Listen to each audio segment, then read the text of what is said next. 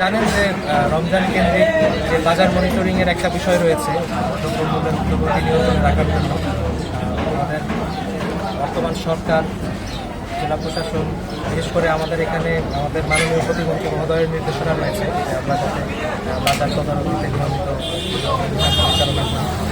তারই অংশ হিসেবে আমাদের প্রতিনিয়তই পরিচালনা করা হয়। আজকে আমরা একেবারে সবাই আছি আর কি।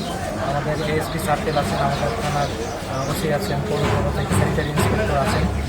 আমরা সকলে মিলে আজকে বাজার মনিটরিং করলাম আর কি। আপনারাও সঙ্গে ছিলেন। দেশের মানুষকে প্রতিদিন সুরক্ষিত রাখার প্রত্যয় নিয়ে সেফটি কেবলস সহ এলো সেফ সিলিং ফ্যান। কিছু কিছু অসঙ্গতি আমরা পেয়েছি, যেগুলো সাময়িকভাবে আমরা সতর্ক করেছি।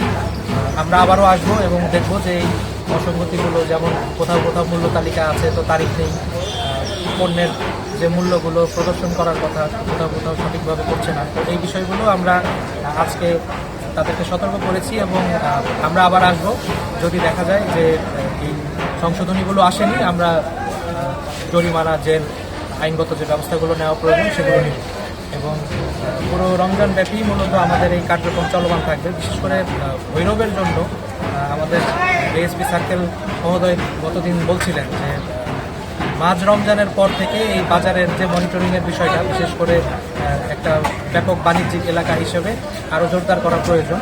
তো আমরা সেটা মাথায় রেখে রমজানের মধ্য থেকে যখন আরও ঈদ কাছাকাছি চলে আসবে, এই মনিটরিং এবং এই অভিযান আরও বেশি বেশি করা হবে এবং কার্যকরভাবে যাতে বাজার নিয়ন্ত্রণ করা সম্ভব হয় তার সর্বাত্মক চেষ্টা আমরা চালিয়ে যাব।